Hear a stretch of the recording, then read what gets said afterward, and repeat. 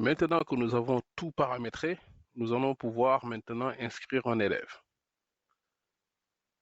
Il faut savoir qu'avant de faire une inscription, il faut d'abord ouvrir une période scolaire. Donc, pour ouvrir une période scolaire, il faut aller dans le menu administration, période scolaire, ici. Vous voyez qu'il n'y a aucune période scolaire. On clique sur créer. Et là, je vais renseigner ma période scolaire. Je vais dire période scolaire 2024-2025. L'application va vous demander une date de début. On va dire que c'est le 1er octobre jusqu'au 30 juin 2025. Et je valide. J'ai créé ma période scolaire. Maintenant, l'élève que je veux inscrire, c'est l'élève, si je vais dans scolarité, c'est Hassan Diop que je veux inscrire en petite section.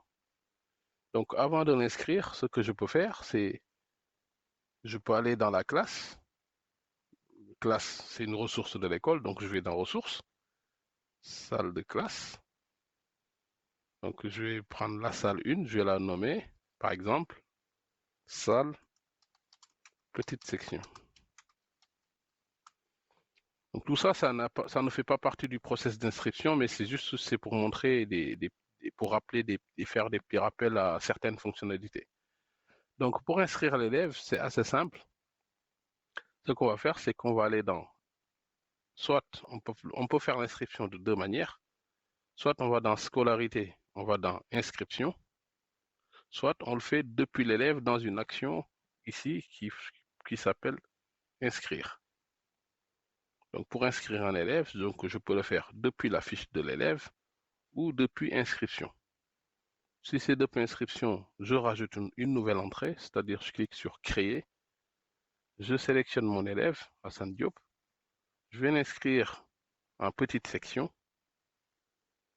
je sélectionne ma période scolaire et j'inclus, si je veux, les fournitures scolaires. Si par exemple l'école vend des fournitures scolaires, il peut dire inclure les fournitures scolaires. Si je décoche ça, dans la facture d'inscription, il n'y aura pas des fournitures à payer. Je fais valider. Maintenant que l'élève est inscrit, si je vais dans facturation, facture, vous voyez que pour l'élève Hassan Diop, j'ai 1, 2, 3, 4, 5, 6, 7, 8 mensualités et une facture d'inscription qui contient la dernière mensualité qui est là. Ça fait 9. Donc vous voyez, l'application vous génère toutes les factures à régler par le parent payeur de cet élève.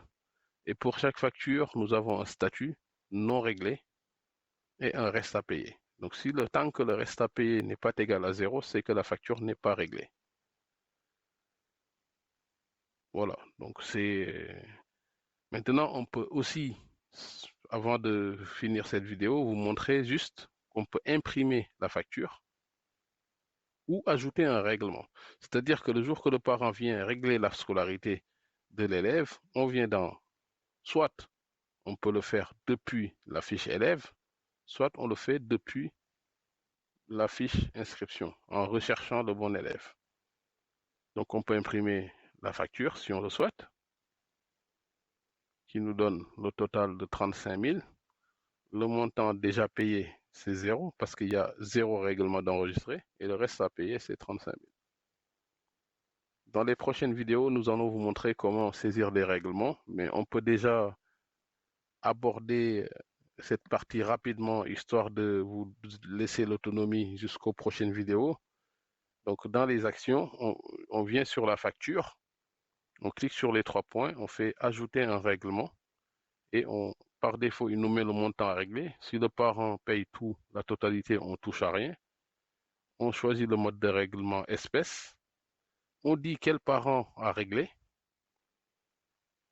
et une date de règlement à saisir, qui est la date du jour par défaut, et valider. Par exemple, là, si je valide, vous allez voir que la facture est réglée. Il nous devait 35 000 et il a payé 35 000 et le reste à payer, c'est 0.